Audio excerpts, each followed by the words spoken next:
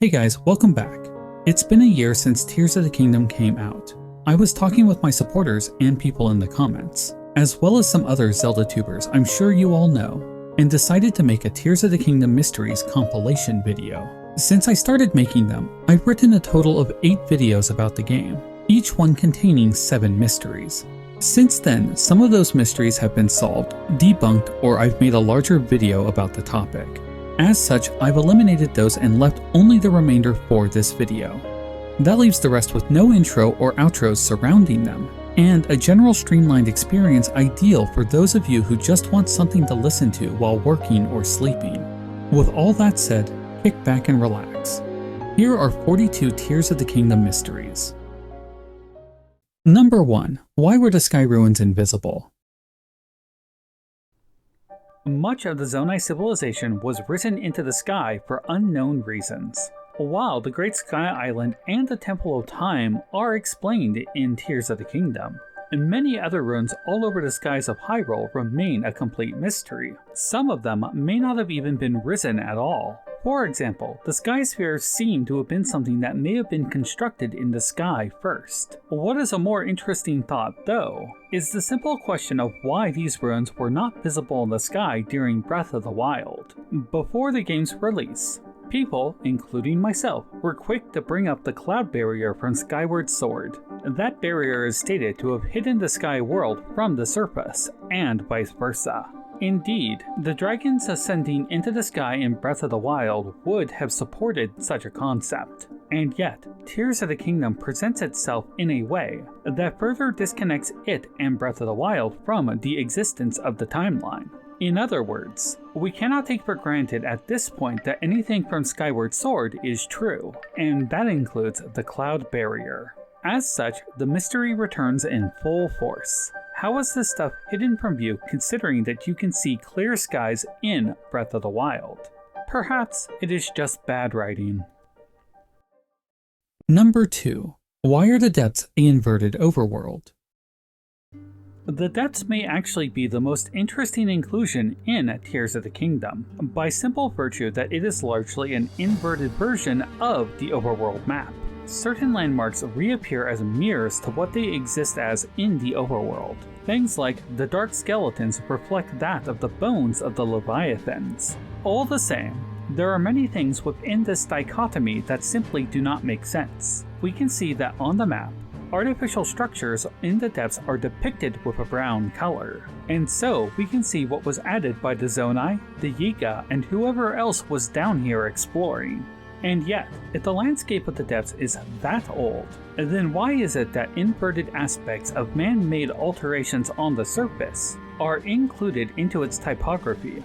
For example, if the Sheikah built mighty technological wonders after the founding of the Hyrule Kingdom, and then were later told to disband and bury their technology in the mountains, then why would those mountains reflect their modern landscape and not their original form, before the surface had been altered? And this is especially true of the Gerudo Highlands, as the Gerudo people were clearly using the surface of the peak to build their statues. Ultimately, we do not know why the depths don't reflect a more ancient state of Hyrule before the more recent modifications to the land. Is it as simple as the developers didn't think this through? Or is there a potential lore explanation behind this? Here's hoping for some DLC that touches on it, but I'm not holding my breath. Number 3. Who are the Lords of Animals? The Zonai seem to respect 3 animal aspects in their work: the boar, the owl, and the dragon. We see these over and over again in their ruins. But things go deeper when you investigate the Lome labyrinths. In Tears of the Kingdom specifically, when Link interacts with the dragon rings in the labyrinths, a voice will speak to him directly explaining the challenge. Each one of these voices refers to themselves as the Lord of these aspects, the Lord of boars, owls, and dragons. Clearly, these labyrinths are some of the most expansive structures in the entire game, stretching from the sky down to the depths. Surely anyone can see that much effort was put into them, and even the Sheikah repurposed these locations to include 3 shrines for the hero in Breath of the Wild. What is clear though is that the voices are speaking directly to Link when he engages in the trials. And that begs the question if the entities are still around or merely if this is an ancient recording. It's possible, even likely, that these figures will never be explained. Number 4. Who were the dragons? To anybody who has played through the story, it will be obvious that dragons play a key role in the adventure. I'm not going to touch on that exactly, but I will say that the nature of how these dragons come into being is clearly explained in the story. There is of course a new dragon that we get to see in the tutorial Sky Island, but that isn't what I'm focusing on for this mystery. My attention is on the returning 3 dragons we see in Breath of the Wild. The question fundamentally boils down to who these people were before they became dragons, and why the act of becoming a dragon is deemed forbidden by the Zonai. Given the nature of the 3 dragons in question, it really does raise a lot of questions regarding the past lore of the series, now doesn't it? Dinrel is clearly a nod to the goddess Din, Naedra to Nehru, and Ferosh to Furor. Could it be that in this continuity, which I again stress seems disconnected from the rest of the timeline, that the golden goddesses who created Hyrule didn't depart the world, but instead changed into dragons? If that were the case, what does it say about the fact that we have seen at least one of them become corrupted in Breath of the Wild? If those 3 dragons were also once mortal, doesn't it imply that they too did the same actions we see in the game for a person to change into a dragon? If so, then doesn't that imply that there may be more than just 7 secret stones? Alas, this will probably never be expanded on, and if the invalidation of creating a champion is an example of how Nintendo will move forward, then even supplementary material won't be able to provide us with reliable answers. Number 5. Why do Bluppees change into bubble frogs? Bluppees might be the cutest things in the game, and yes, even cuter than Koroks. I love the way that they run from you, and always feel bad about shooting them for rupees. At this point, most people know that they run towards caves.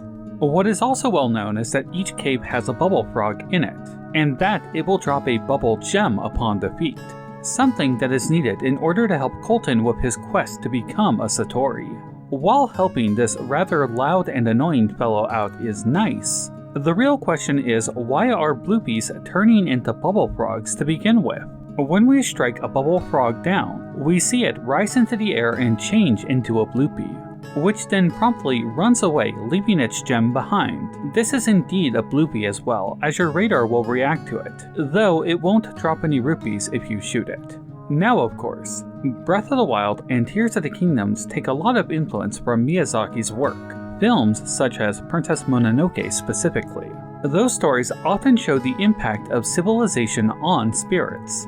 And the Bluppees do indeed resemble spirits, now don't they? So could it be that the state of Hyrule over the course of the last few years, and the increase of gloom, or in this case miasma in the air, could be having an effect on these creatures? I personally don't think so. I think that bubble frogs might just be an evolution of the base creature. Back in Breath of the Wild, people speculated that Bluppees would eventually grow into a Satori. Perhaps if we apply some Pokemon logic here, a bubble frog would be a mid-stage evolution. Or perhaps because Bluppees are taking refuge in caves, they just naturally change more in the direction of frogs. As to where hanging out on top of a mountain per se might change one into a majestic horse thing. For now, we simply don't know. And since I don't have a good answer, it remains a mystery in my book. Number 6. Why does the blood moon aid cooking? An interesting quirk in both games is that during the blood moon, specifically in the last half hour of it, all cooking will have a critical success. Now, this might seem like a cute little mechanic with no lore attached to it, but it is unusual enough to mention because the mechanic exists in both games. Plus, we have seen at least one NPC go a little crazy because of the Blood Moon. I wonder what happened to him in Tears of the Kingdom. More important than that, it's an effect that is consistent, which means that there is some reason, either mechanically or story-wise, behind it.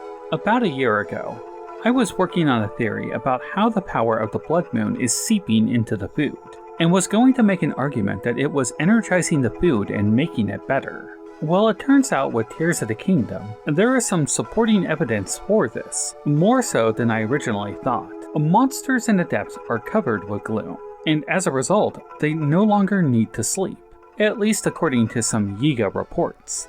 If the power of the gloom and the power of the Blood Moon are related, then it could very well be that the power is seeping into the food and ensuring a better meal. Of course, as we see with the Gorons, such food may not be healthy to consume for long. But I haven't had any bad side effects from it, so whenever you start to hear that creepy music and see those glowing red flickers kick up in the air, bust out the grill and rustle up some grub. There's no better time to do so. Number 7. Why do ghosts have pristine weapons? It is stated clearly in-game that the gloom is corroding and damaging weapons. We see this firsthand on the Master Sword at the start of the game. Gloom that is so potent it burns 27 hearts off of Link and ruins his champion tunic. All the same, it's a plot point that the gloom and miasma in the air are actively targeting and destroying weapons. A clever means of keeping Ganondorf's foes weak. When we explore the depths, though, we will come upon these mounds of rocks, with a ghostly image holding a weapon. Unlike the weapons found around Hyrule, these ones are pristine, untarnished, and often worthy of some quality fusing. The Gerudo scimitars are my favorite, but that's beside the point. The question is, with gloom so potent and abundant in the depths, why is it that these weapons are undamaged by it? Could it be that these entities are souls of warriors who, even after death, are safeguarding these weapons to entrust to another? It's a nice sentiment, but considering nobody has been down here for thousands of years, it really makes you wonder who these souls would be. They often resemble the races we are familiar with, and some people think that the Hylian ones resemble the guards from Ocarina of Time. One thing to consider, and this can be chalked up to a mechanic, is that these entities will respawn with their weapons every blood moon. It all asks the question who they are, and how is it that they are protecting their weapons from the very essence that nearly destroyed the Master Sword. A mystery indeed. Number 8. Who were Kotake and Koume? Most of you are probably aware that if you can overcome the nightmare feel of the Gloom Hands, that a Phantom Ganon will spawn. This is very cool. I love how he is sending a version of himself after you. More important though, is that when you defeat this entity, they will drop what they are wielding, and that includes a katana called the Gloom Sword.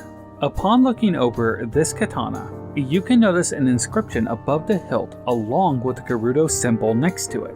And so I began to investigate it, revealing either a really deep piece of lore or a really deep blunder. Let me explain. After looking at the shape of the letters, I quickly threw out Gerudo text as it looks quite different, even though Gerudo would have made a lot more sense than what I found. In fact, you guys might remember a video from a couple months ago where I was speculating about his sword. In that video, I used Gerudo letters to write Girahim on it. But I digress. What's important is that I compared this new inscription to Hylian script, and sadly, I failed to find a match. I then took a stab at something because I suspected I knew what it would say, and so I looked up my old notes on Ganondorf's swords from The Wind Waker. When looking at the Hylian text used in that game, specifically the Japanese ones and not the localized ones, I found the match I was looking for. The text on Ganondorf's sword reads Kotake and Koume, which were the names of Ganondorf's mothers from Ocarina of Time. The mystery behind this isn't so much who they are, but if these names are meant to reflect Ganondorf's mothers in this continuity. If so, perhaps Kotake and Koume are even behind him in this cutscene, though I personally think the women here look too young to be those old hags. More important is that if this is the meaning behind the names on the sword, similar to what we see in The Wind Waker, then there is a clear conflict in the timeline. It would imply that this Ganondorf is even more of a mirror of the Ganondorf that we see in Ocarina of Time. If that is the case, it adds support to the idea that Breath of the Wild and Tears of the Kingdom are their own continuity, as this world is very different from the one that we see in the older games. I'm not just talking aesthetics either. There is a clear conflict with aspects of Skyward Sword, given all of the influence from the Zonai.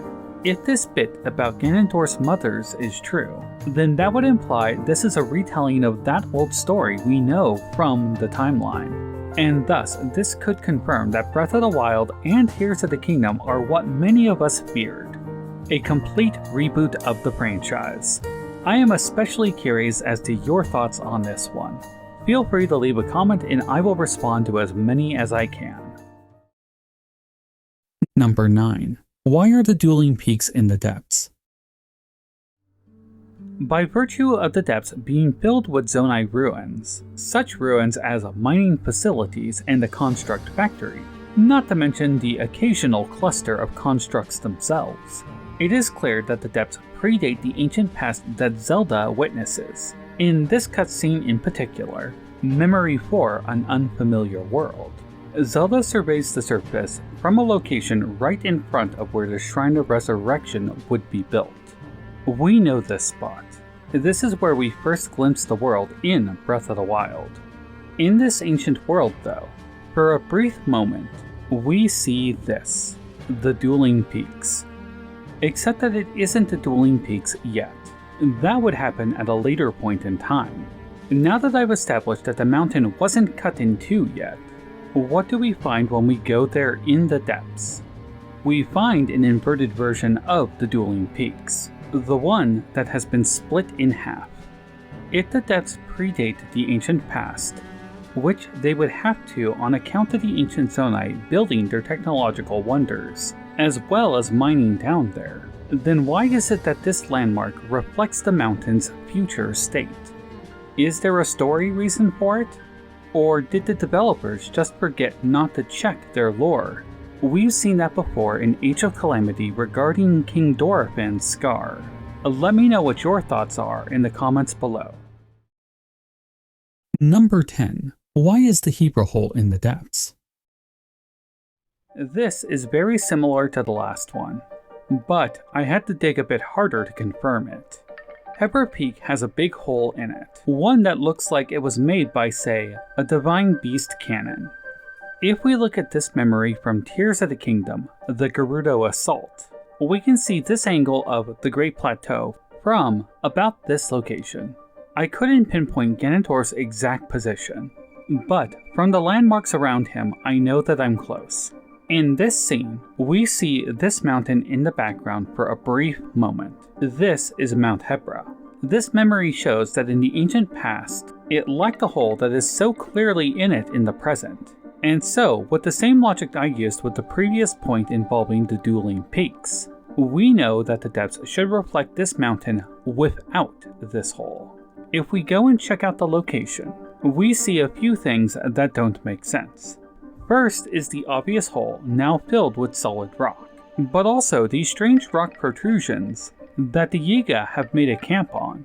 I checked Mount Hebra in the Overworld and could find no evidence of holes to form these protrusions, though it's possible they are just filled in with ice. The Yiga base aside, the hole in the mountain should not be here, as the hole in the mountain was made thousands of years after the time that Zelda traveled to. I again ask, did the developers forget their lore when designing this place? I invite you to leave a comment letting me know your thoughts on the matter. Number 11. Why is there a Gerudo Desert Wall? The Gerudo Desert is massive.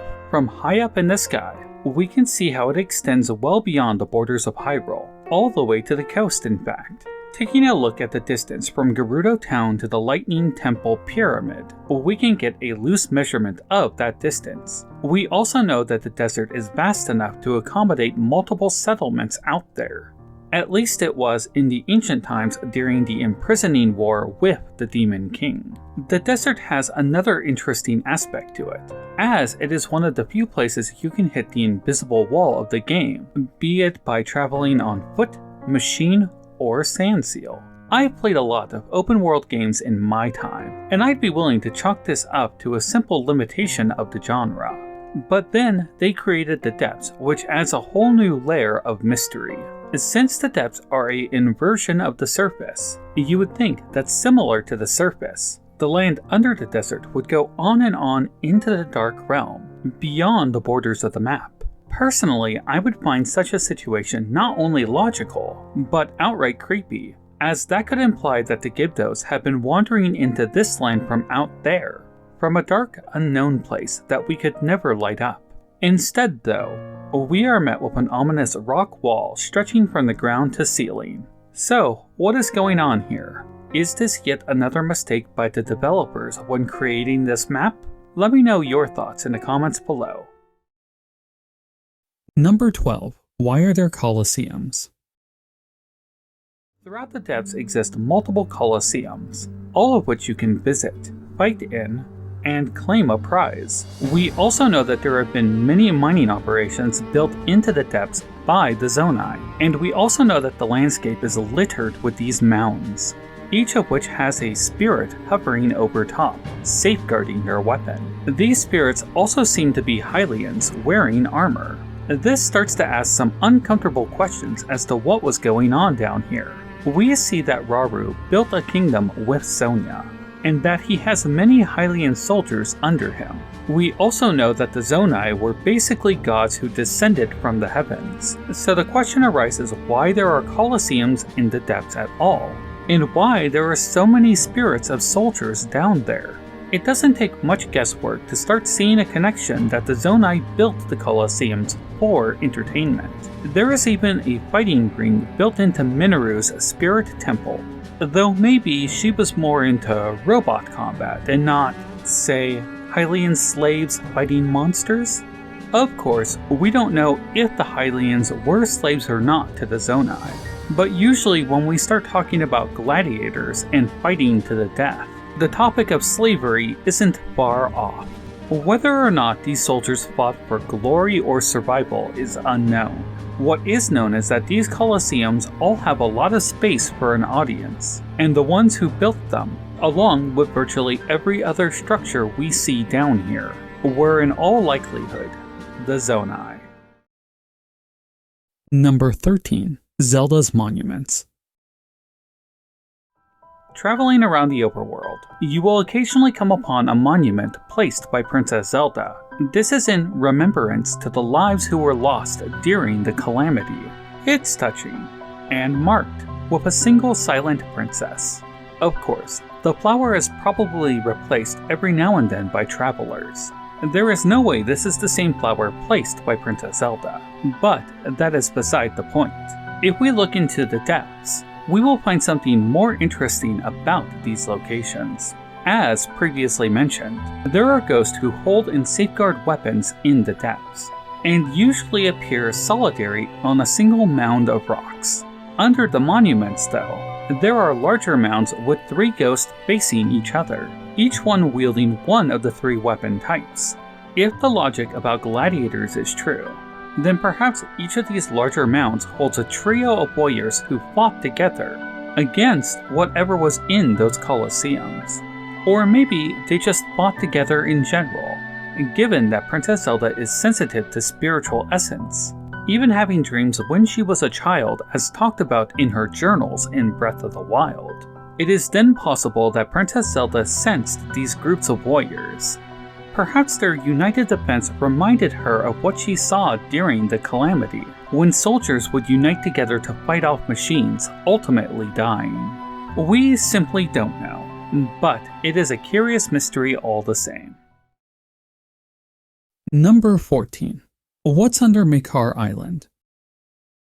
If you compare the Overworld and Underworld map enough, you will notice that there are a few spots that simply don't have an Underworld counterpart. Since bodies of water are often solid rock walls, it would make sense that some islands would be incapable of visiting, as they would be completely cut off. We can see this in a few places, and one of them is Mekar Island. For those of you unaware, this island has some interesting tidbits behind it. It is an island with very little life on it, a single struggling tree with some leaves, and a little grass nearby. Its proximity to the Korok Forest is another thing to note. There is a campfire on it, practically inviting you to stay the night. In Breath of the Wild, if you wait until night or use that campfire, you will be assaulted by a bunch of style enemies. During the day, there are mostly harmless choo-choos around. In the days of Breath of the Wild, there was much speculation about this strange island. And so, come Tears of the Kingdom, I was wondering what was there, what was under it. It turns out that in Tears of the Kingdom there is a nasty infestation of gloom hands, but no style ambush at night anymore. All the same, the area doesn't exist in the depths for you to visit, and believe me, I looked extensively for a path from the Korok Forest. Could it be that this island doesn't exist on the map merely because we cannot visit it in-game? That both does and does not make sense. There are other island locations that will appear when activating light roots on the map, even if you haven't visited them.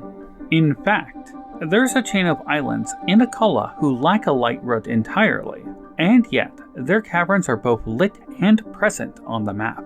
It could also be that islands such as Mekar that have no entrance simply fail to be shown or detected by the Pora pad. There is another possibility though. To say that Mekar Island is unusual is a bit of an understatement. But what if the island was entirely artificial? Of course, I've raised plenty of speculation in these videos talking about locations that are not properly reflected in the depths, due to more recent events in the overworld. I am of course talking about the splitting of the Dueling Peaks, and the damage to Mount Hebra. It could be, however, that Mekar Island was placed by the Korok Forest sometime recently, and so there simply isn't an underworld counterpart to it. How it came to be placed there would be a mystery in itself. We simply don't have an answer to that. However, if we look at the nearby volcano of Death Mountain, perhaps a spew of lava from the volcano could have created the landmass. I'm afraid all we have are guesses. Number 15. Why does the Plains Bargainer statue exist? It's well known at this point that all the Bargainer statues line up with a goddess statue on the surface of Hyrule. Well, all except one. If we look under the east side of Hyrule Field, around the bottomless pond, we can find one of the statues buried to its neck. We know that these statues are ancient, and that there is a connection to the Hylian ones above them. But there isn't a Hylia statue above this one on the surface. This statue actually correlates to the goddess statue high in the sky, the one in the Zonai Temple of Time. This is the only instance we see in-game, at least that I am aware of, where the depths are reflecting something this high up in the sky. Of course, the Temple of Time is ancient as well, and dating back to the founding of the kingdom. Who knows? Maybe it wasn't even built on the Great Plateau, but placed there temporarily by the Zonai, and then was moved back to its original location after Rauru fell. The game tells us that Zelda did have it and other landmasses razed to protect the hero. I think this will be an interesting idea to revisit at another time. But for now, all we know is that the Bargainer statue is seemingly here because of that statue in the Temple of Time, even if that doesn't fully make sense. Number 16. Were the dragons once Zonai priests? One of the greatest mysteries in the game is that of the three dragons, Dinrel, Nadra, and Farosh. Given the revelation that consuming the secret stone changes one into a dragon, an act that we see twice throughout the game, it begs the question if this act has happened before. Minoru specifically tells Zelda that the act is forbidden, that there is no turning back, and that to do so is to lose oneself entirely. We also get to see in the game the outcome of consuming a stone and how the appearance of the dragon changes based on the individual. In this case, when Zelda changes, she gains white scales accented with teal-blue horns and retains her lovely blonde hair. Likewise, when we see Ganondorf change, he shifts into something darker, a huge dark dragon with black scales and vibrant red hair. He is also larger than the other dragons, significantly so, but that may be a topic for another day. Given that we see a Hylian and a Gerudo change into these different forms, one might question why the other three dragons are so similar to each other and yet so different than a Hylian or Gerudo one. If we look at Zelda and Ganondorf, we can see how their hairstyle is retained in their dragon form. And so, if we look at the hair of the three other dragons, we can notice that their hair is not only similar to each other, but also to that of Rauru, Minoru, and the Zonai statues. The horns are different, of course, and clearly resemble that we see in the dragon sets of armor that we can get in the game. Armor sets that very well may have been used by priestesses who worshipped the dragons. There is another possibility, though. During the time of the Zonai civilization, well before Rauru and his 7 secret stones descended from the heavens, 3 Zonai priestesses may have consumed secret stones of their own. If they did, we know that each one of them would have changed into a dragon, each one linked with the elements of fire, ice, and lightning. Of course, these 3 elements resonate with the 3 springs we see on the map.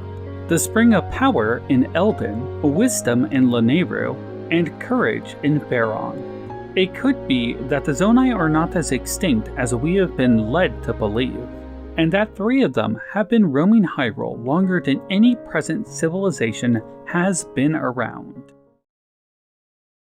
Number 17. Was the goddess sword made of dragon parts? I'll be clear that I don't think Skyward Sword is part of this continuity, but for this mystery, I am playing with the idea that it is. In Tears of the Kingdom, there is a quest where we can help a toppled Mother Goddess statue in the Forgotten Temple. In order to do this, we must gather some dragon parts and offer them to the 3 springs around the map. Once done, the statue will miraculously be standing tall, with no explanation of how it was fixed. More important is that the mother statue will give you the white sword of the sky as a reward, an object that looks identical to the goddess sword from Skyward Sword. Of course, this isn't the real goddess sword. We know that that sword was made into the Master Sword. Also, this white sword of the sky can break, being limited to the weapon durability mechanic. And unlike the Master Sword, it doesn't go on cooldown. If you break the sword, the mother statue will create another one for you, if you offer up the claws of the 3 dragons. This is where speculation comes in. You see, the goddess sword of legend may have been basically a normal sword. Well, a normal sword made of dragon parts, but a normal sword nonetheless. While powerful and unique, the sword itself may not have been anything more than just a sharp object to slash with. Perhaps the goddess Hylia channeled her divine power through it. We simply don't know. What makes the goddess sword in Skyward Sword so special is that a spirit was placed in it to guide the hero later on, and that spirit has a rather distinct look to her. It was upon the sword absorbing the raw force from the flames of courage, wisdom, and power that the sword changed shape to further reflect the spirit within, becoming the Master Sword. This would of course be topped off by absorbing force from Hylia herself. If this sword was created from the claws of Dinrel, Naydra, and Farosh, then could it be that the goddess sword itself was simply made of dragon parts? Maybe not these dragons specifically, but from Eldin, Lanayru, and Faron in Skyward Sword. The parallels are certainly clear now, aren't they? Number 18. Was the final battle visible? One thing that has been made clear is that the dragons themselves, as well as the Koroks, are not visible to normal people. The most supporting evidence for this comes from Breath of the Wild, as a character named Ron is looking for the dragons but is unable to see them. There is also a rumor mill book at the Wetland Stables that has a series of eyewitnesses' account from the 3 dragons, but they all come from children. Shay, over in the Faron region, will tell Link a legend about the splitting of the Dueling Peaks by a dragon god, but more importantly, mentions that the shadow of a beast has been seen over the nearby lakes. This relates to the idea of purity of heart, a common trope in Japanese media. Breath of the Wild states that along with those who have the blessing of Hylia, only the pure of heart are able to see the dragons and likely Koroks. It's also worth noting that in the Champion's Ballad DLC, there's a quest where you need to collect a horn fragment off Dinrel at a specific time. This Rito is specifically here and talks about the dragon, meaning that he can see it. Fast forward to the end of Tears of the Kingdom, and we have this epic dragon battle in the sky over Hyrule Pillar. One might wonder if these dragons are also not visible to normal people, if this battle is even visible at all. Perhaps Pora, watching over the castle from her telescope, merely saw a minor collapse as Link is being whisked away in pain. Then, for 10 minutes, watched him rise and fall, walk around in mid-air, attack invisible objects, all while a blood moon appeared during midday, followed by a huge explosion of light, with Princess Zelda finally appearing, falling, and being caught by a now shirtless hero. It's quite a bit different when you imagine it that way, isn't it? I feel the intention was that others would be able to witness this spectacle, and that maybe, just maybe, the writers forgot that dragons are supposed to be invisible to normal people. Alternatively, perhaps the 3 Zonai dragons are more special and cannot be seen as to where the light and demon dragons can. Number 19. How was Zelda Restored? This is probably the single biggest point of contention about the ending, and of course, I had to include it on the list. Let's go over Draconification real quick. To swallow a sacred stone is to lose oneself entirely, becoming an eternal dragon.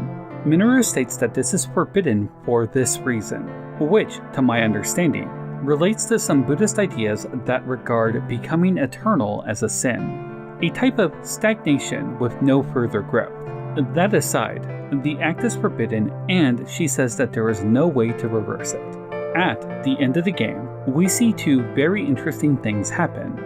The first is that a dragon is killed by destroying its secret stone. The second is that the ghosts of Rauru and Sonia appear, assisting Link in reversing Draconification on Zelda, something that was stated to be quote-unquote irreversible. Some have drawn a conclusion that this is basically Rauru and Sonia joining in with Link's recall power to basically do a type of super recall on the dragon. As such, thousands of years would be reversed in the blink of an eye, and she would return to the Princess Zelda that we know. I have a problem with this though, namely that I think recall would have literally rewound her position through the sky for those 12,000 or more years. Maybe this is a different realm that they are in. What might be this continuity's version of the Sacred Realm? And maybe that has special properties to it. We simply don't know. I, however, have a different theory, which is that Zelda is carrying the Triforce in her. I did a past video about this concept along with Monster Maze. I'll link to both in the description. That being said, if Zelda has the relic inside of her, it is likely the source of her sacred power. She could simply be unaware of its actual function. Perhaps knowledge her mother was unable to pass on due to her untimely passing. Without that knowledge, Zelda is unaware that she can basically rewrite reality with what the past games call a wish.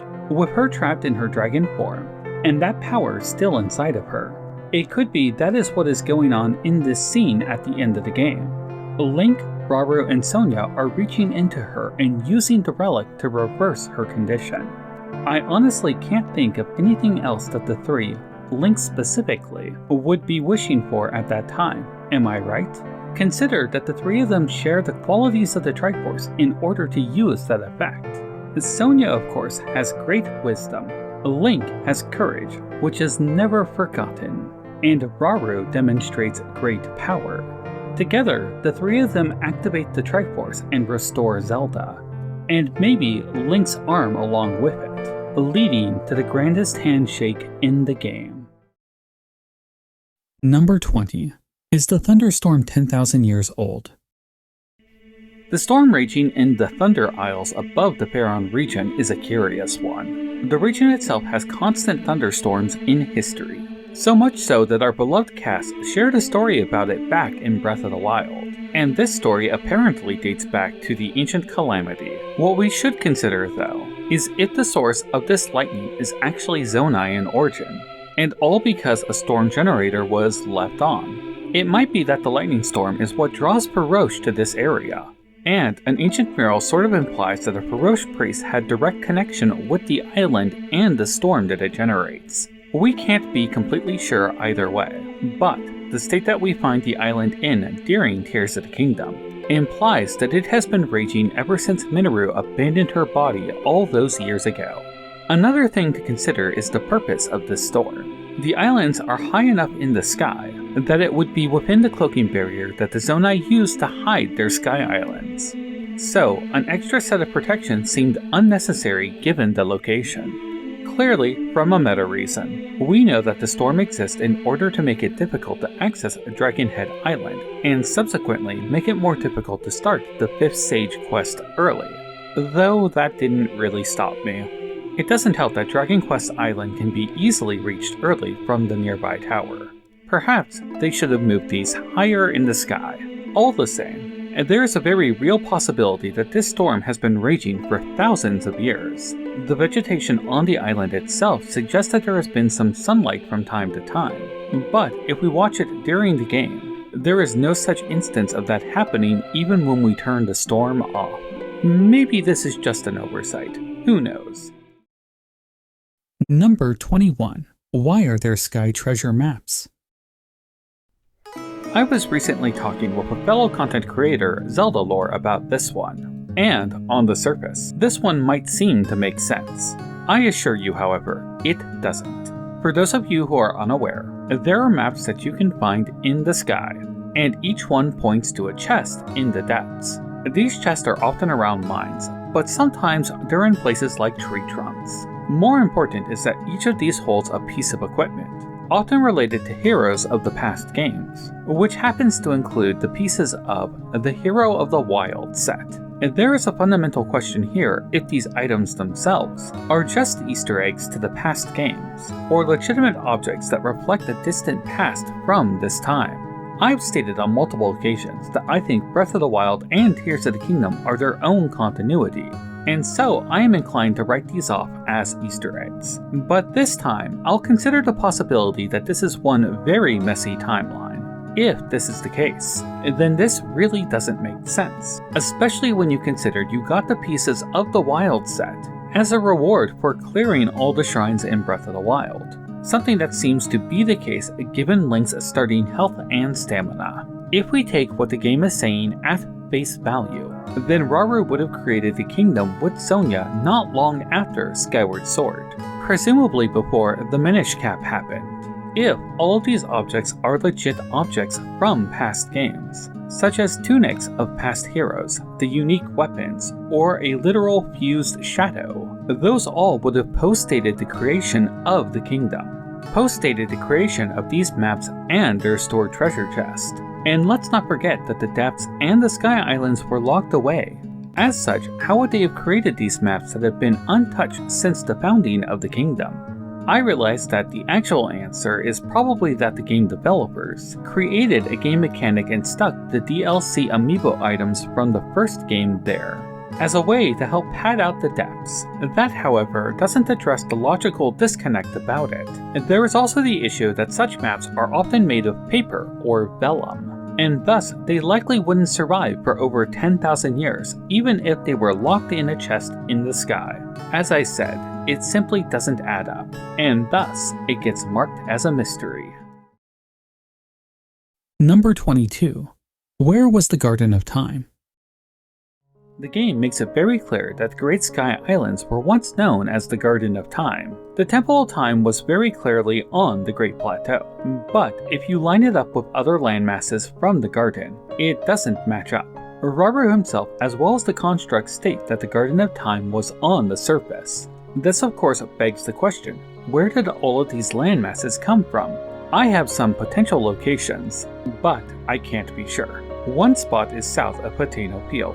You know, where Zelda's power awoke in the first game. The Lanayru wetlands is another good spot, as it seems that the whole garden could fit there. And then there is maybe even Lake Hylia. That being said, there are things that simply don't add up with this logic. Or if we look at the Great Sky Island itself, it seems like it is all clumped together from a few large pieces of land. At a minimum, we know that the Temple of Time was separate from the rest, because plopping this landmass down on the Great Plateau would have meant that the non-dueling peak at the time would have been somewhat obscured from view during the memory in which Zelda and Sonia have tea. The only thing that really makes sense is that the Great Sky Island was basically built from different areas of Hyrule. The construct said that it took tremendous power to do this, and we know that the sages were pulled in to help. Perhaps different sections were pulled from their regions, some from the Gerudo Highlands, some from Hebra, etc. But now we get to the real kicker. If we look at the depths, which we know are ancient and reflect the surface, then if landmasses were pulled from the surface into the sky during Hyrule's founding, those landmasses should still be reflected in the typography of the depths. We simply do not see a situation to support that idea. Also of note is that while we don't get to see an ancient map of the world on the Pora pad, we do get quite a few views of it through the memories. In those memories, there are no obvious additional landmasses around the world to be used for the creation of the Garden of Time. In addition, Rauru's ghost speaks as though the Garden of Time existed when he was around, and so this landmass should predate the Imprisoning War. We simply don't know where the Great Sky Island came from, and thus it remains a mystery. To me, it seems more likely that it came from beyond the borders of Hyrule. I will say though, that my fellow content creators, Zelda Lore and Laurelian Historian, are actively trying to crack this mystery, so maybe by the time I upload this, they will have successfully figured it out. Number 23. Are the Shrine Crystals functional? Occasionally, in Tears of the Kingdom, you will come upon a shrine puzzle where the green crystal has been removed from its base. A green beam of light will direct you where to go and how to reunite them. It's a cumbersome task, and I like to finish it by unceremoniously chucking the crystal at the stand. Anyhow, that makes the shrine appear properly. Its mystic spiral glowing and everything. The question is, when the two pieces are separated like this, is the shrine still functional? By functional, I mean, is it still suppressing monster population like it's supposed to be doing, as Rauru created it for? If we look in the depths, we can see that the root is still connected to the stand, and is even drawing light from the surface. This makes me think that the root's ability to illuminate the dark is actually based on the stand here, and not the crystal itself. Illuminating the depths is one thing though, and that by itself is not enough to suppress monsters or eliminate gloom. Oftentimes in the sky, there will be crystals separated from their stands. These are less relevant as there aren't very many monsters that appear in the sky. There are a few, mind you. We can see that on the Great Sky Island itself. Beyond that though, most of the others seem to be more of a test for Link. And so, it makes me think that these ones were purposely separated. It's hard to say if they are still working as intended, as the separation could have been done after Zelda's ascension to the sky, once the dust of the Imprisoning War had settled. I will bring up one more interesting situation though, in which a green crystal is clearly being kept from Link and guarded by a monster. Over by Satori Mountain, there is a cave with a Hinox in it. He has made himself a rather fashionable necklace with a green glowing gem on it, which of course is a shrine crystal. This could very well be a situation where the monsters are actively trying to prevent the shrine from being re-established, so that way they would be able to respawn, or rather, return to life. Of course, even if you have all 120 shrines complete on the surface, and the other 32 in the sky, the monsters will still respawn every blood moon. That merely shows that the power of the blood moon is more potent than the shrines Rauru set up. We can see in the memories when the Demon King uses the blood moon to summon his minions, that they are stretching their arms, yawning, and acting as though they had just awoken from a deep sleep. It would seem that the shrines were working just fine when they were created, but that all changed once the power balance shifted towards darkness. Number 24. How do Shrines of Light suppress monsters? Now that we've talked about the Shrines of Light suppressing monsters, we should question how they are actually doing it. This is complicated because it might be working on two fronts. Bear with me here. The light roots in the depths illuminate the area by pulling light from the surface. We know that this is as potent as sunlight, as it can cure the gloom condition that breaks heart containers. The Yiga also talk about this in their journals. The light is apparently not potent enough to kill stall enemies though. The Froxes are worth bringing up here, as they are native to the depths and seem to hate light, while admittedly rather cute. The little buggers will swarm light bloom flowers and devour them. They also drop light bloom seeds when killed, implying that they have been eating others that they find, perhaps placed by the Yiga? More important is that these creatures don't seem to like the light, and so it is possible that if the depths were lit up, their population would drastically decline. The gloom, however, that may not. It's possible that the rampant gloom all over the place didn't show up until after Ganondorf awoke, though I'm inclined to say that it's been building for thousands of years down here, and spreading via the gloom roots that we see throughout the depths. Of the life forms that exist in the depths, we should consider the abundance of fungal life. For those of you unaware, fungus usually doesn't do well in sunlight. So, if the area was being lit up by sunlight from the surface, the fungus that is basically everywhere in the depths probably would have cleared up. I think, at a minimum, the spores wouldn't be flowing so openly in the air. I don't think the depths would have been completely safe if Rauru's shrines and the associated light roots had remained active all this time. I do think it would have been a lot safer, though. Now, let's talk about the surface. Suppressing monsters on the surface is likely a more spiritual process, and involves imposing one's will on the area. In the case of Rauru, he was able to do this with his own light powers amplified through his secret stone. He states that each shrine is filled with sacred light that can purify evil, and so the pedestal that we see in each shrine trial is likely doing just that.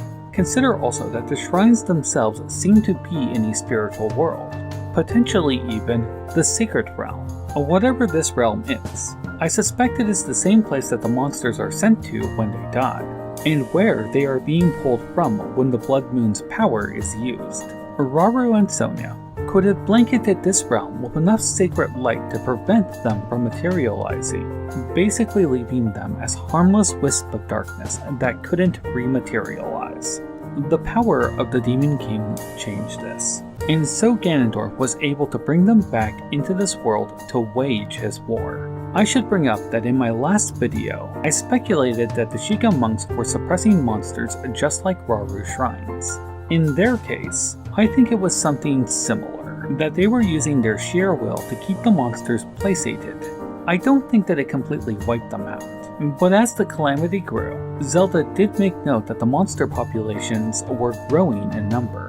Maybe not quite to the level that we see in Hyrule Warriors, but who knows, maybe they did when they reached their peak. Strangely, I find myself welcoming the thought of a Hyrule Warriors The Imprisoning War. Let me know if you would welcome such a title in the comments below. Number 25. How did Rauru know to go to the sky? Speaking of Rauru's arm, let's ask about how it knew to take Link to the sky. See, from Rauru's point of view, at least with the information we have from the cutscenes, he is unaware of the intent to raise the Garden of Time into the sky. In fact, It is only on the eve of the battle with the Demon King that Zelda comes clean to him about her knowledge of the future. That the Demon King, who I would remind you, is named such by King Rome in Breath of the Wild, would revive under the castle with Rauru's arm grabbing Link. At that moment in time, Rauru was unaware that they were going to raise the garden into the sky, yet alone that Link would awaken there. It brings to mind a unintentionally comical scenario, where Rauru is dragging an unconscious Link up through Hyrule Castle, the poor guy dangling by his ruined arm, while Rauru flies to the Great Plateau, realizing that the Temple of Time isn't there anymore. Eventually he would realize that the Garden of Time is now in the sky, and fly upwards, taking Link to the Great Sky Island. Once in the Room of Awakening, it is only then that Rauru would begin the process of replacing his arm. I suppose it is also possible that Rauru just teleported there with some of his poorly defined powers. But then we have to question what exactly a dismembered hand could do. Clearly a lot. He is able to bind himself to Link's body, maybe after amputating the corrupted limb. It's probably best not to think about what he would have used to do that. Only one instrument comes to mind. Speaking of dismemberment. Number 26. What happened to Rauru's body? When Link and Zelda find the Demon King, he is in this strange position, bent back, somehow balanced with Rauru's hand on him. I brought this up in my Sheikah tech video, but if we compare this to the scene where Rauru seals him, in the past he was more upright. To me, this looks like in the time between then and the present, that Rauru's body disappeared, causing Ganondorf to fall back more into this position, all while that mystic spiral is absorbed by that stone above them. Many people assume that Rauru's body withered away over the years, and I'll grant you that makes sense given it's been 10,000 or more years. The problem with that is, why hasn't Ganondorf and Rauru's hand also decayed to nothing? It sure seems to me that there should be two mummies here, right? In my first playthrough, this was on my mind a lot. Before I knew the truth about the Light Dragon, I was thinking that Rauru's body may have changed into it, maybe eating his secret stone in the process, all while leaving his arm there to seal Ganondorf.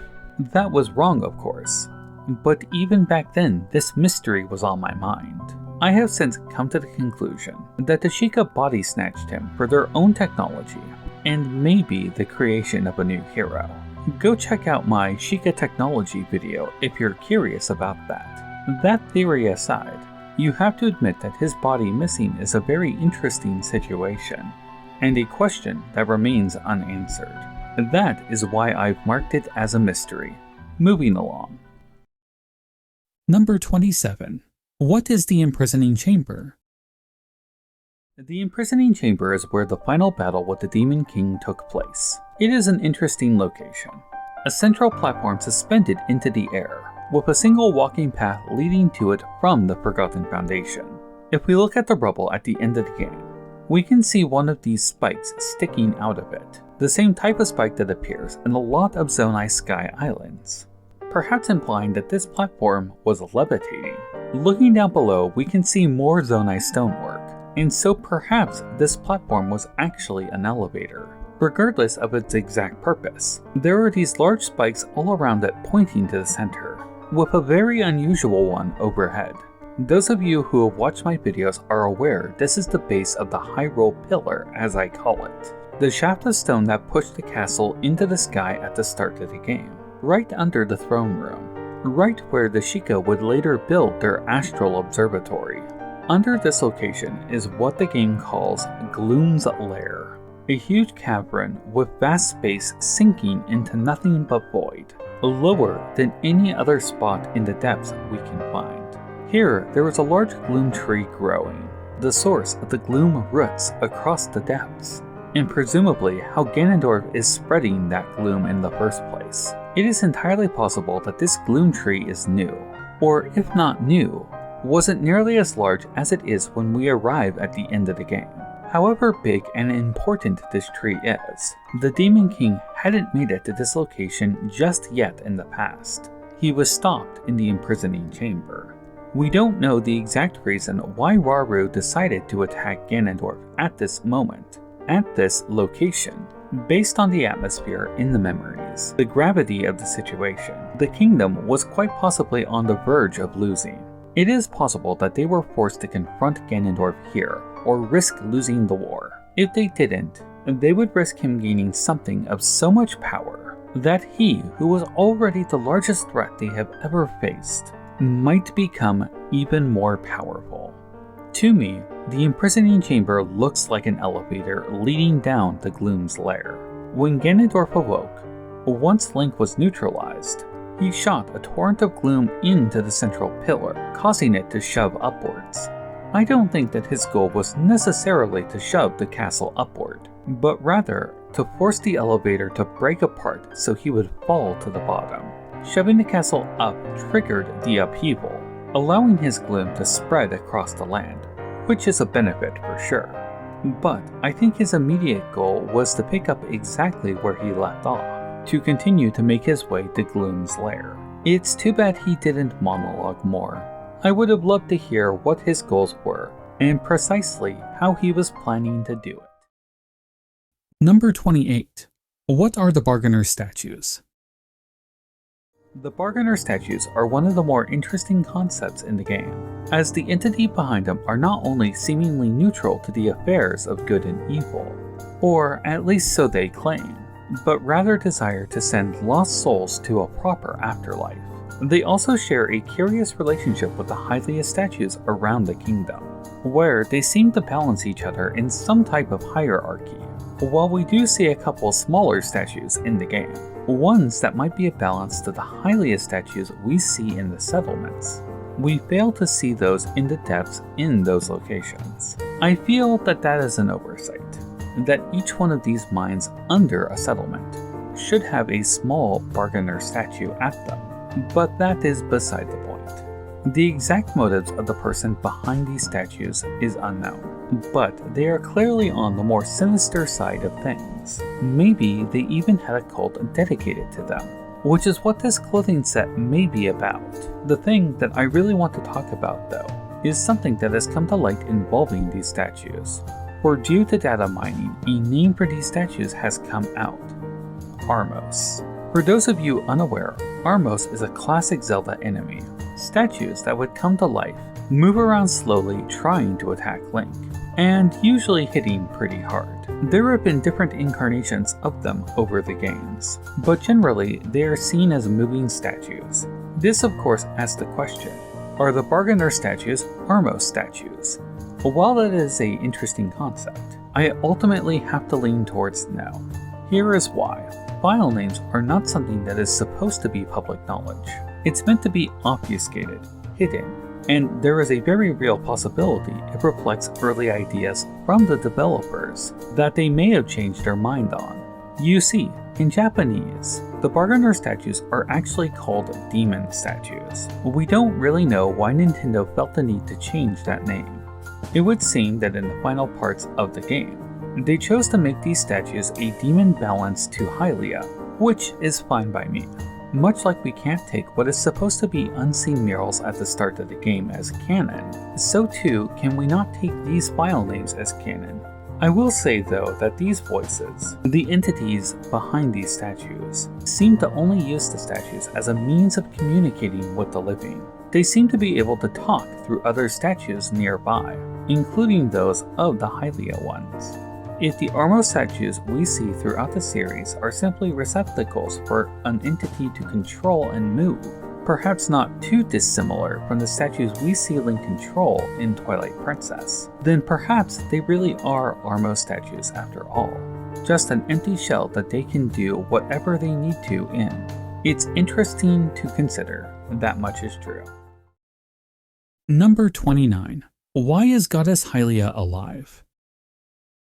Here is one for all of you guys who believe Skyward Sword is canon to Tears of the Kingdom. In Skyward Sword, we learn of Goddess Hylia's plan to use the Triforce in order to defeat the Demon Lord Demise. Part of that plan involves her giving up her immortality, so she can reincarnate as a Hylian, a mortal, as only mortals are able to use the power of the Triforce, for some reason.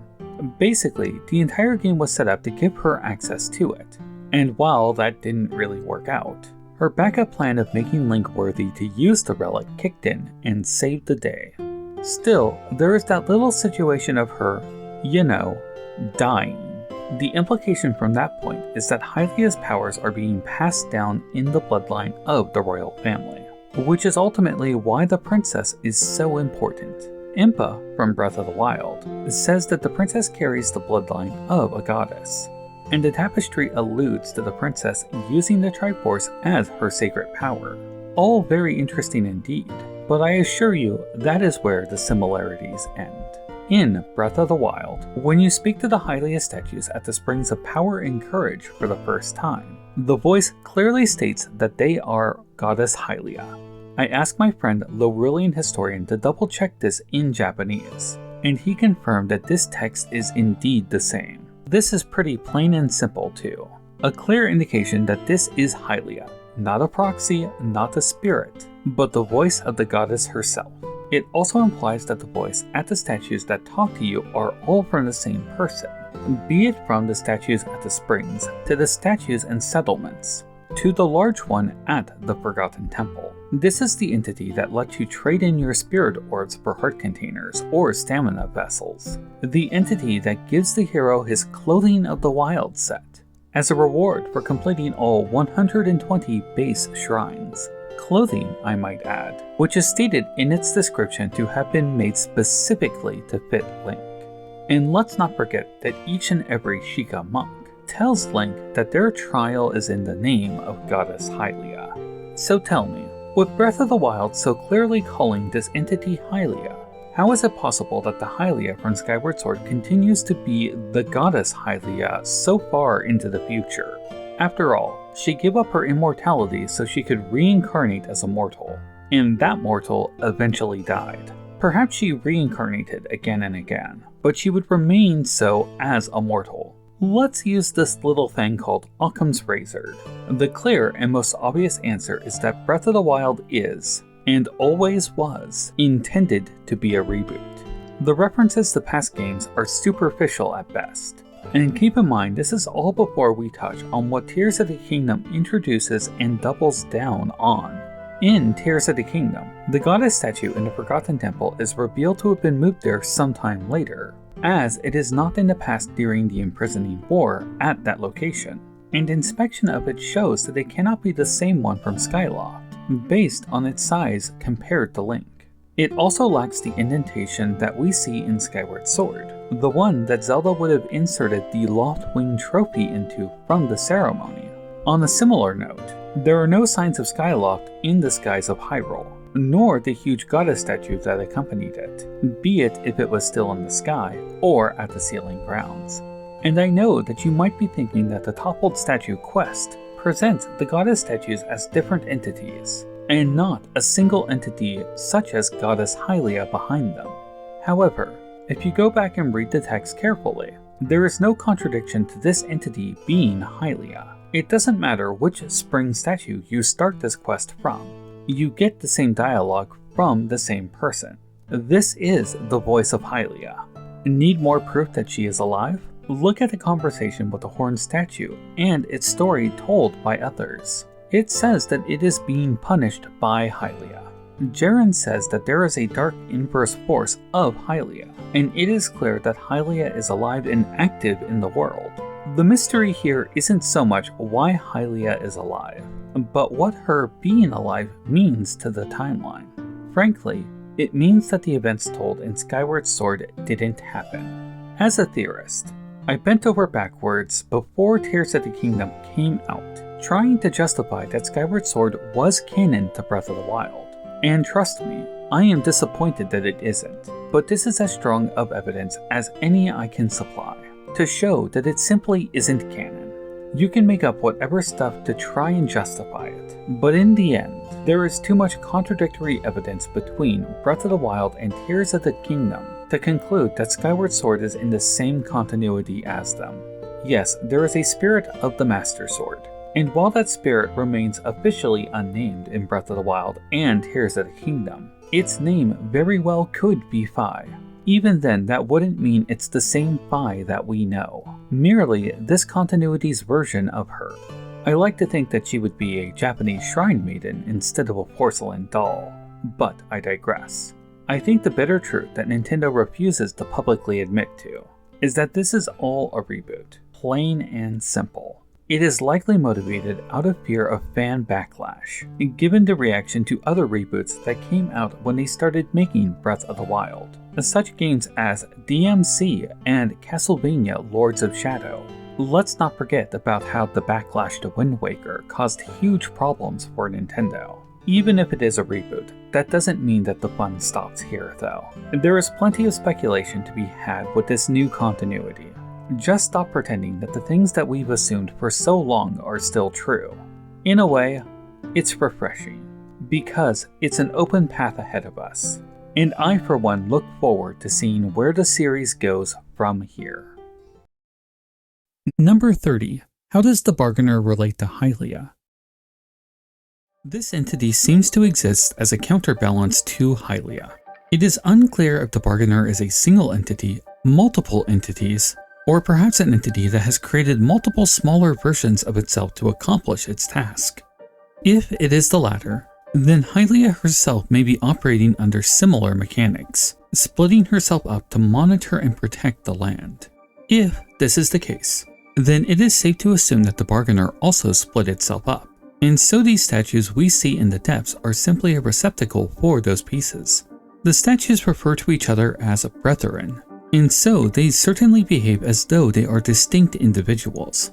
At this point, basically everybody knows that these statues are found under statues of Hylia on the Overworld. Specifically the larger statues, like the ones we see in the Temple of Time and the Springs.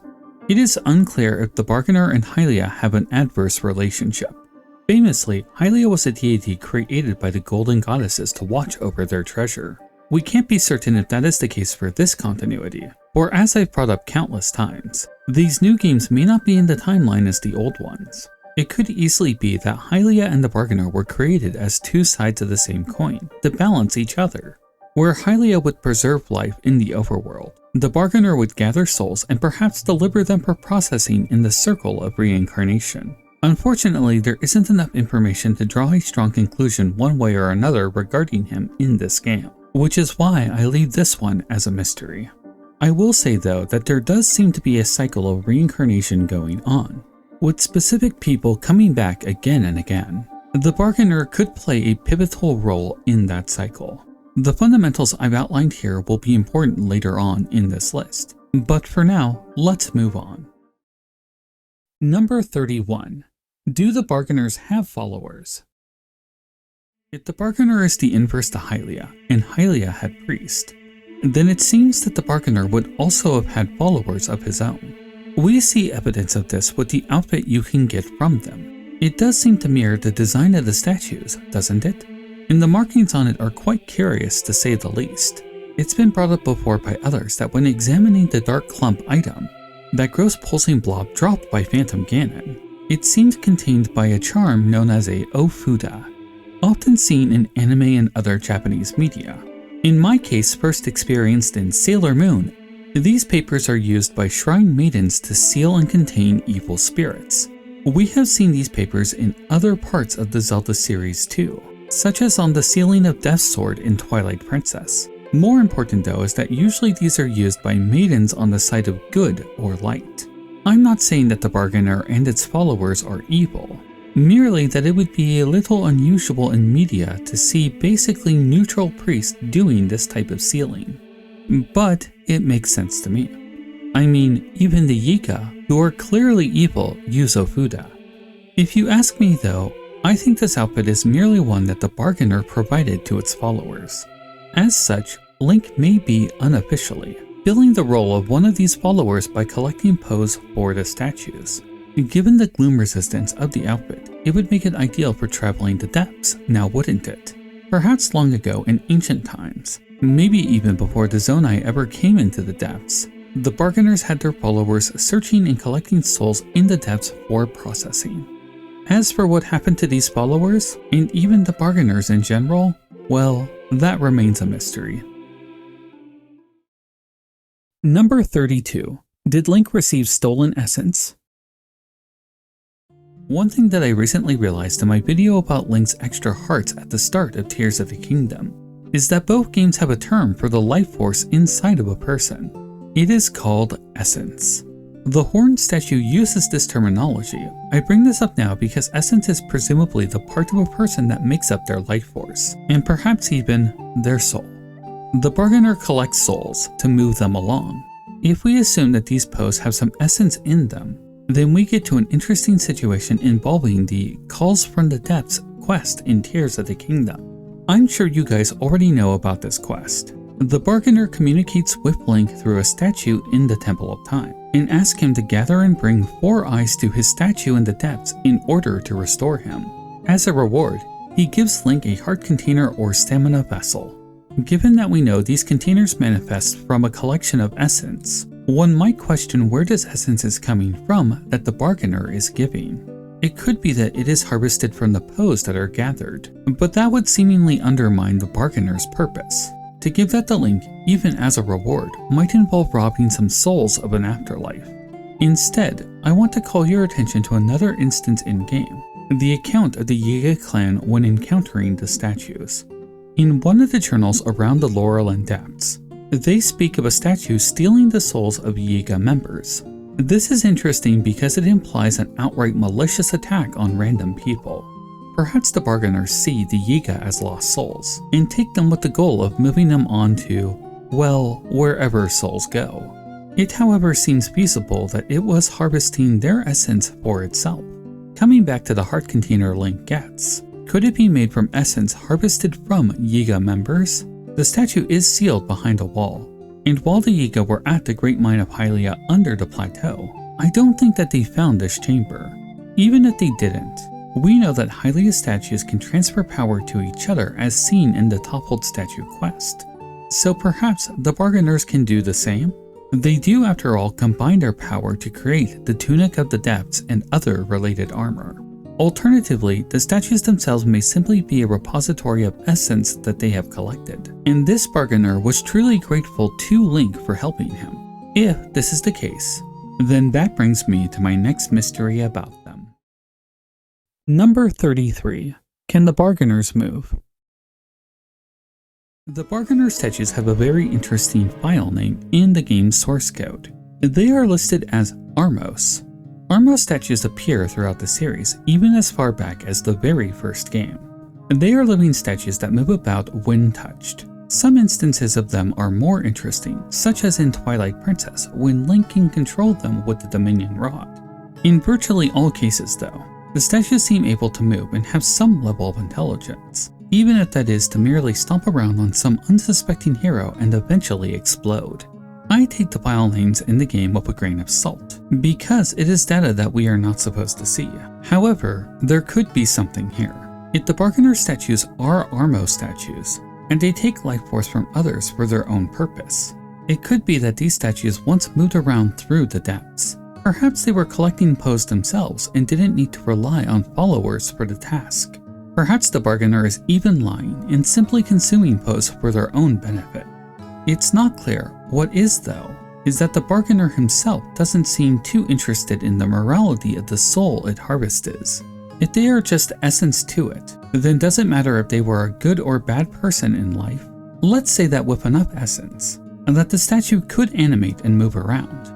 One might question if this is the reason for their locations on the map. Of course, it is possible that any movement of them is far less, shall we say, mobile than one might expect. While it would be something to see a huge statue walking around in the darkness, it could be that they simply appear where they are needed. That being said, most of the statues that we see are buried in the ground, leading to the question of just how long have they been here. The depths is a mysterious place. I hope someday we get more answers about it. Number 34. Where are the small bargainer statues? Alright, so we have these statues that correspond with goddess statues on the surface. It doesn't completely add up though, because the number of statues doesn't match up. Let's look at what we know. There are 6 statues at these locations, and each one of them has a large goddess statue above them. The huge mother statue in the Forgotten Temple is matched by a huge father statue on top of the huge cliff in the depths. Following this logic, we can assume that these two smaller bargainer statues would be equivalent to the smaller goddess statues we see in the game, the ones that are located at settlements. If this were the case, we have to ask where all these other smaller bargainer statues are, as there are only two in the game. The one at Lookout Landing, and the one in the flooded entrance to the Great Plateau. It gets a little more interesting when we consider the events of the calamity. Many settlements were wiped out, and as such, no smaller goddess statues remain in those destroyed settlements. It's possible, perhaps even likely, that those statues were destroyed by the calamity's forces to prevent the settlement from being habitable. It does seem that Terrytown, for example, was only able to be established because of the statue that was present there. Assuming that these statues are needed for a settlement, looking over at the Temple of Time on the Great Plateau, we can see even smaller statues around the goddess statue there. Are these smaller ones being grown to replace the ones from the settlements that were destroyed? That is an interesting theory for another day. But given the inverse nature of Hylia and the Bargainer, would it not make sense for there to be baby statues for the Bargainer as well? My point being, it really feels like under each settlement in the depths, there should be smaller Bargainer statues to correspond to the goddess statues we see in towns. And under the Temple of Time on the plateau, it seems like there should be 6 baby Bargainer statues growing, now shouldn't there? Perhaps these statues are not a perfect balance to each other, but then again. Number 35. The Great Sky Balance.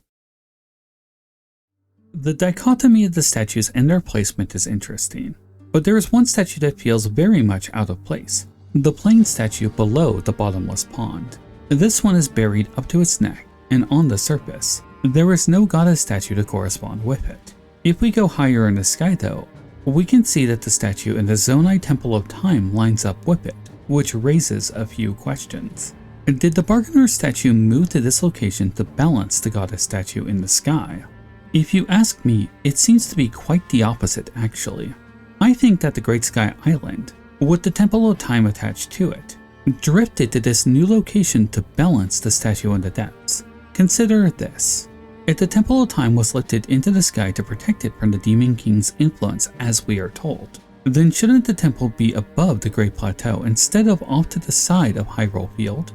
Furthermore, after much effort trying to line up the Great Sky Island with the Great Plateau, I have determined that not all of the land masses could have been from that location. This is because in the memories, we can see that it looks basically the same as it does in the present in terms of mountains, cliffs, and even the walls surrounding it. The land masses that make up the Great Sky Island were seemingly risen from other parts of Hyrule, and I believe that they were assembled at this spot specifically to balance this Bargainer statue.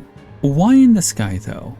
My thoughts is that it was done to maintain the peace on the Great Sky Island itself, and perhaps make it a safe spot for Link in the future. As such, the place needed a statue of its own. Or perhaps the Zonai Temple of Time was so sacred to them, they felt the need to keep that statue in that place. It's unclear, but what is clear is that the goddess statue is now balancing the Bargainer statue below. But wait, if the statue was moved from the Great Plateau, and the Hylians wouldn't build their Temple of Time until later, then during the time that the new temple was constructed, what was balancing the Bargainer statue under it? Well, I'm about to get to that. Number 36. Did Rauru seal a Bargainer statue? In this case, let's review what we know about the Bargainer statue under the Great Plateau. It is in a sealed room, its 4 eyes are missing, and it actively reaches out asking for help. The 4 eyes are located at these locations, which happen to be located right next to chasms. If we look back in Breath of the Wild, we can see that each of these chasms had a Sheikah shrine over it. That's a pretty interesting coincidence. But if we look at 2 of these locations in the ancient past of Tears of the Kingdom, we can see that they had shrines of light as well. Unfortunately, the other locations of the chasms cannot clearly be seen in the memories, so it's hard to tell if shrines of light were also in those locations, but I'm going to assume for the moment that they were. We also know that the shrines of light imprison and purify evil, This was further confirmed by the directors in some interviews, though you should always take interviews and Word of God in general with a heavy grain of salt. In this case though, we have in-game text that explains what the shrines are doing. They imprison and purify evil. With those pieces put together, with the 4 eyes of the bargainers in these locations, and with shrines of light once being there, could the imprisoned evil that was being purified be the eyes of the bargainer statue? It gets more interesting when you take into account the location right next door in the depths, the secret spring of resurrection. The bargainer manipulates life and takes spirits to the afterlife, and so it is possible that the spring was fundamentally related to what the bargainer was doing before he was sealed. Why would Rauru and Sonia seal the statue though? Isn't it obvious? They wanted the Great Plateau to be the center of their kingdom. We don't know what happened to the Shrines of Light on the plateau, but the Sheikah ones were erected in the same locations. It could be that until recently, the Sheikah shrines and the monks inside were performing a similar function to the Shrine of Light, that being suppressing the monster population, not through purification via light, but by stasis via time granted by Hylia herself. When the Sheikah technology disappeared, those 4 eyes were left on the surface until one day, a man who could hear the voices of the statues found them. Rauru is a person who claims to want peace, and yet he and his wife went about establishing these shrines to control the monster population, in a way to tame the wild and make this land safe for their people. If this idea about the bargainer statue being sealed is true, even for the sake of establishing their kingdom above it, then maybe we can see that Rauru's peace came at a price. The imprisonment of an entity deemed as evil, when it may have only been acting in the service of whatever it was created for. Number 37.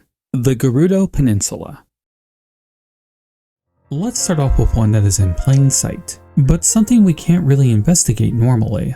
The fact that the Gerudo Desert extends all the way out into the sea.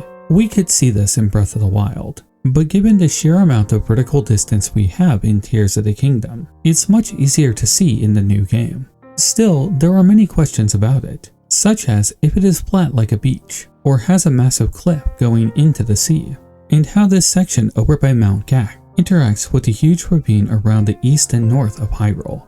We can see that the coast rises up pretty high into a cliff, and so there isn't exactly a beach here. I suppose it is possible that the Gerudo could have climbed down and built docks or other structures to become a seafaring culture, but there isn't any real sign of wood out there. I realize that such objects as trees may not load given we were never meant to get this close to these areas, but I propose a different situation, which is that given the extreme temperatures of the desert, it only gets progressively more hot.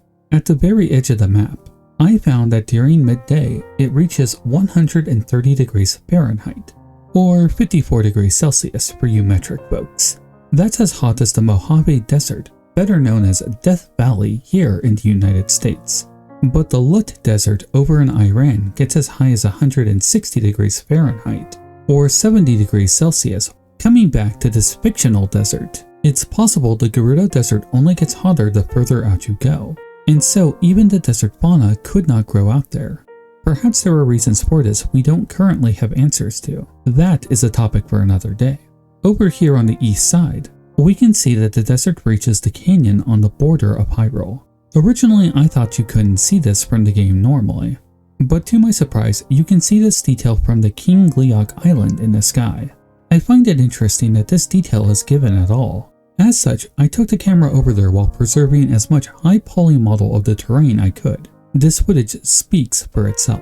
You can see how the desert sand flows into the canyon. While the next Zelda game is moving away from this era of Hyrule, it's possible that they will continue to use this map as a base to keep their world consistent. Maybe the next game will be 1,000 years in the future from this, who knows? Moving along. Number 38. The Sheikah Virtue Shrines. The connections between Breath and Tears is very interesting because the direct continuity of the two titles gives the Zelda team the freedom to play and explore with many interesting concepts. Some of these they do well, while others are done very, very poorly.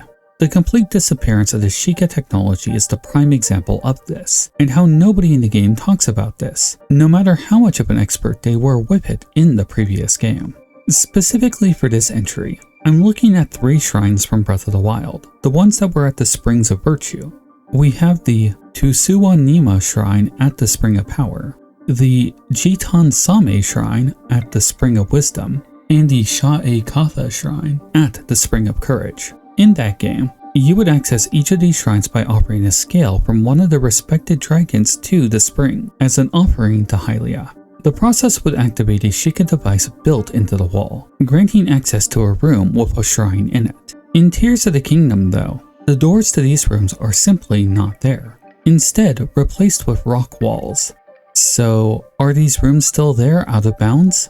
Clipping through the wall reveals that they have been completely removed, but there is an empty space where they once were. We can even move Link into them and explore some, but it's mostly just water and broken wall textures, which makes sense given that we were never meant to interact with them.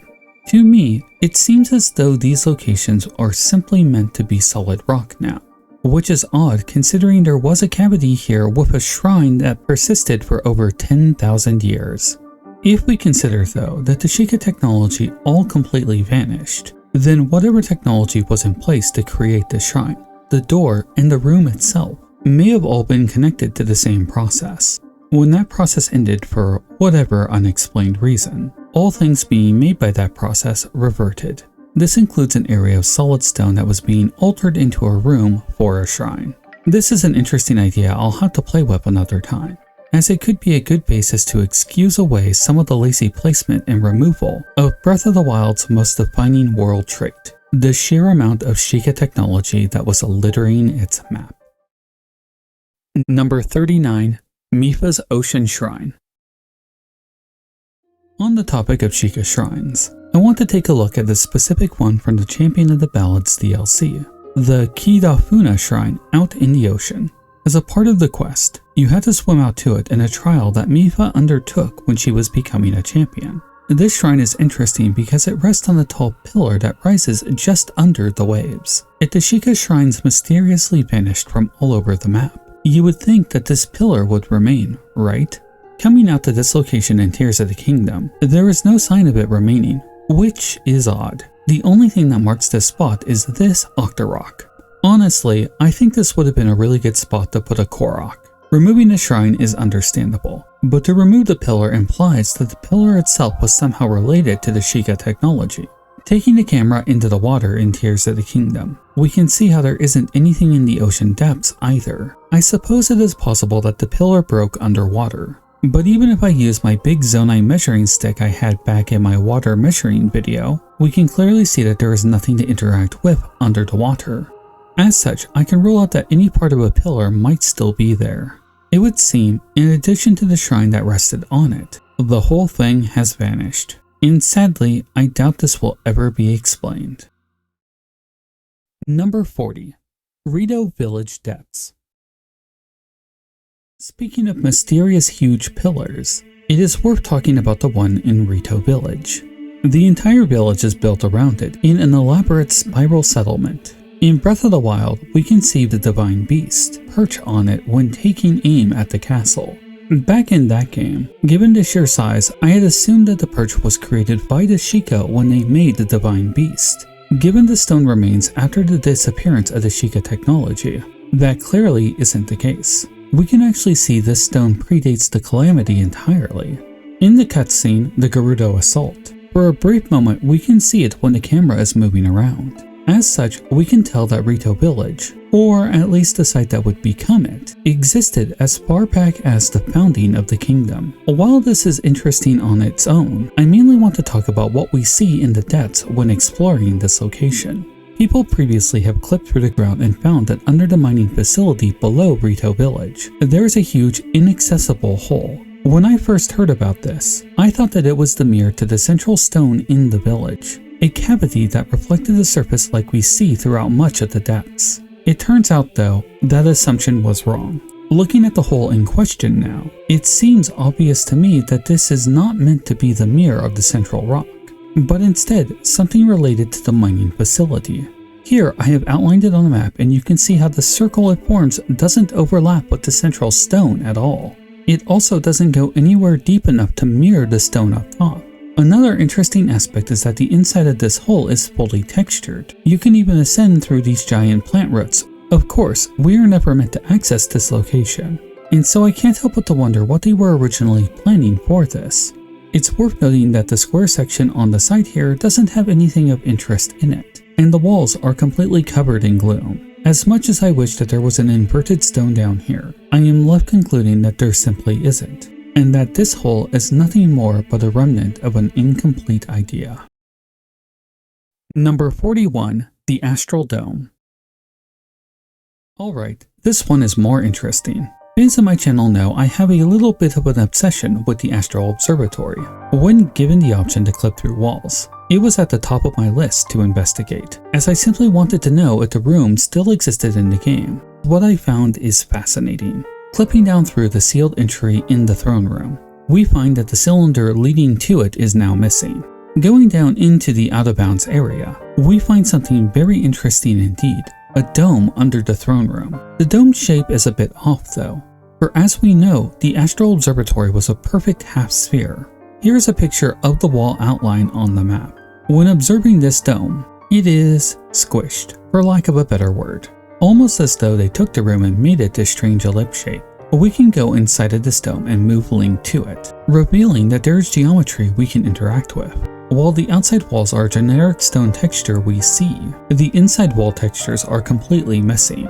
This is possibly because the textures for the Sheikah stuff were deleted from the game, as they were no longer needed in Tears of the Kingdom. Well, except for a few textures that were recycled assets used for the port towers. As such, they may not have even bothered to apply a new texture to these walls, since the player is never meant to go here. As for why the outside of the wall is textured, I believe that is because it is the same texture we see over in the library wall that once revealed part of the observatory. It would seem that the Sheikah texture was simply swapped out and replaced with a generic stone texture, a lazy way of making things disappear. It's really telling because in the library, the wall where the Sheikah texture once was is still marked as unclaimable despite it being normal stone now.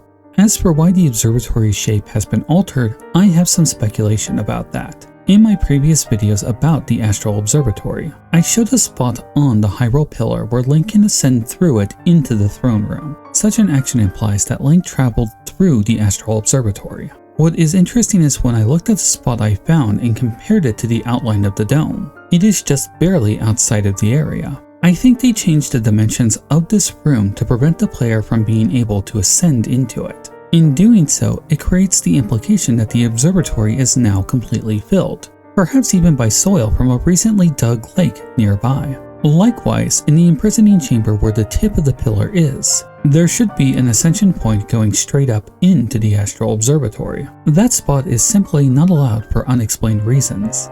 But it seems likely that outside of the escape columns from the depths, any ascension that would pass through the ground barrier is simply not allowed.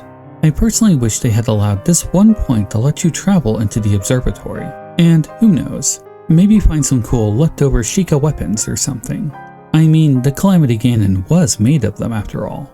Wasted potential aside, the end result is that the remains of the observatory are here and its shape has been altered.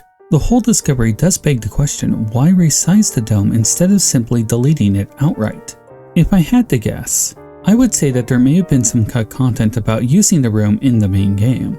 Perhaps they abandoned the concept, or left it with the intent of coming back to it in DLC. Perhaps its produced size was to show that half the room had collapsed. Can you imagine how cool it would be to have shown the observatory busted open with half of it on the surface, and half of it in the air? Sadly, I can only guess why they abandoned this. As for the fate of the room itself canonically, it would seem that the room has been filled with rubble, dirt, and if you believe my past video, a whole bunch of Guardian husk. You should check that video out if you haven't already. It's a good one. Number 42. The Hyrule Pillar Tip. Related to the Astral Observatory is the huge pillar that the Sheikah burrowed into while constructing it. This pillar extends all the way down into the depths, into the imprisoning chamber itself. It's well documented now that the tip is called a purification unit in the game's files, and that when viewed out of bounds from the start of the game, has interesting engravings on it as well as some technology that seems Sheikah in origin. It would seem that the old theory about tapping into the energy source to power their machines may be true, and that the Astral Observatory could be the central hub that routed it to the rest of the network. That interesting theory aside, what I want to know is where the tip is in the present after Ganondorf shoved the whole spike up. Previously, I had calculated its position in the floor and marked it on the map I made. If we clip through the floor, we can actually find the tip. Here, I've lit up the area around the tip with light blooms to help with visibility. I'm a little surprised that the tip exists here at all since you cannot access this area. Sadly, the purification unit that was on the tip is now missing. It makes sense they didn't bother to put it on. It may have only had the tip here as the pillar itself may have been completely modeled, and then adjusted up and down when creating the chasm. At least, that is how I would have done it. To me, it seems the purification unit ought to still be on it, and is not detailed here as we were never meant to see the tip throughout our journey. What is more questionable though is how the pillar moved upward without collapsing the ceiling of the imprisoning chamber, and how this section of ground is supporting this over a kilometer-high spike of stone with the majority of the castle on it. We know little about this stone, and I'm afraid I'll have to put that on the shelf for another day. Wow, that was a lot. If you made it through all of them, thank you so much for listening. It really means a lot. Let me also remind you to please like the video and subscribe to the channel. If you like what I do, consider joining my Patreon or subscribing to the channel. For those of you already helping me, let me give you a huge thank you. It is from that support that I am able to keep doing the things I love. And believe me, things are rough right now. If you do join up, you will gain access to my Discord where we can talk more directly. Not to mention your name will show up in the list. And you will gain access to my videos a few days early. If you like what I do and want me to do more, the best thing you can do is support me with a direct contribution. That way my security is less reliant on the whims of the YouTube algorithm. That's all I have for you today, guys. Be safe, and may the way of the hero lead to the Triforce.